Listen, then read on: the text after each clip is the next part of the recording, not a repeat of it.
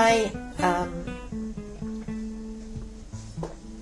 1967, the hydrotherapy part had actually come into action, and I had also been back to England for 9 months to do a hydrotherapy course.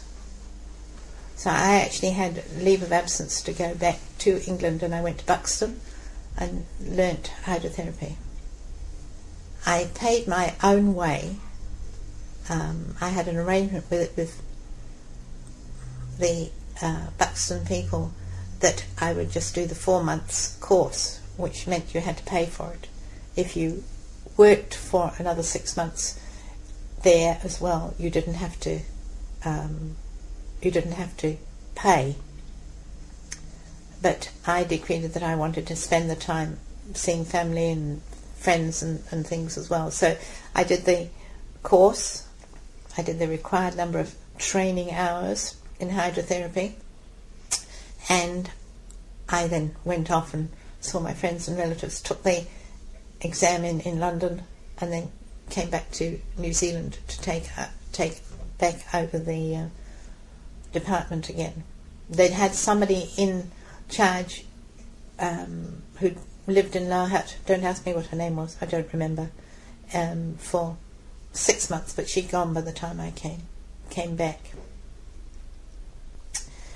So then there was I with a qualification in hydrotherapy, so I was allowed to put an H after my name, as well as my MCSP and NZSP, which was an automatic qualification. I had a staff of 10, 12, and we were totally dependent on bursars, physios who had done their training and had their training paid for by the government, who were then had agreed to work on a bursary where directed for up to 2 years. And we had always had about 5 or 6, 7 first year graduates who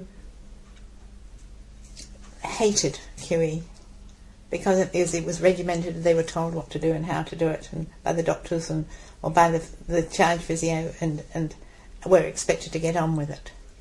But surprisingly enough, a lot of those went on to take very senior positions and worked, and thoroughly, looking back on it, have looked back and said, yes, it was a good background training, that they thoroughly enjoyed it. And in those days when we started, we all had white uniforms with pale blue tabs, epaulets, which were a bit impractical. A big step forward when we went into culottes. My goodness me, how radical that we should actually go into a coloured uniform, a dark coloured uniform, and there were culottes. My word, that was very definitely progress.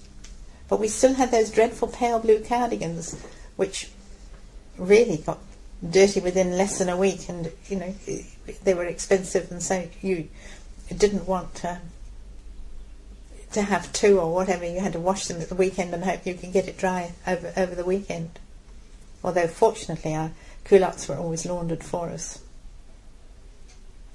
Then that later progression into slacks, and even now into shorts and goodness knows what else. But that was really a big step forward to go into culottes. We always had a shoe allowance, and in the early days as a government hospital, we became that shoe allowance. You actually had to produce the receipt for your shoes. It wasn't something that was automatically paid into your with your pay. You actually had to produce this receipt. And I can remember that the days of telling the bribing up Webb's shoe shop into saying not putting the colour of the shoes or the fact that they were court shoes. They were just shoes and with the brand number, the number on them, so that we could hand it in and get our our deposit back, get our refund of money towards the shoes. So many of us had many pairs of shoes that I would never have bought new shoes every 6 months. But who was going to waste all that money? I mean, it was there for the taking. Then, of course, came the day when we went in we were allowed to have sandals. And the day when we all agreed that summer was here and we were going to sandals. Many people rebelled and wanted to go into sandals much earlier, but I'm afraid I was a bit of a stickler and said, right, we'll wait until it really is warm and then you will appreciate the sandals. And I remember one time one of the aides going into sandals the very day she hadn't afforded to buy decent sandals, and she got some just strappy things, and I was called down into the department to find a screaming aide sitting on a bed with a toe pointing out at right angles, a little toe pointing out at right angles, because she'd caught it on a wheelchair, hadn't she? And she hadn't got decent sandals on and no protection for her feet. And I did my first orthopaedic manipulation, I think, that day, because I sort of pulled to see what would happen, because at least it relieved the pain, and it popped back into place. And I can always remember Ron House sort of saying, well, I'd taken his job away from him. He would have manipulated it and got it back. But fortunately we got it back. And she wandered around for several weeks with her toes all strapped up.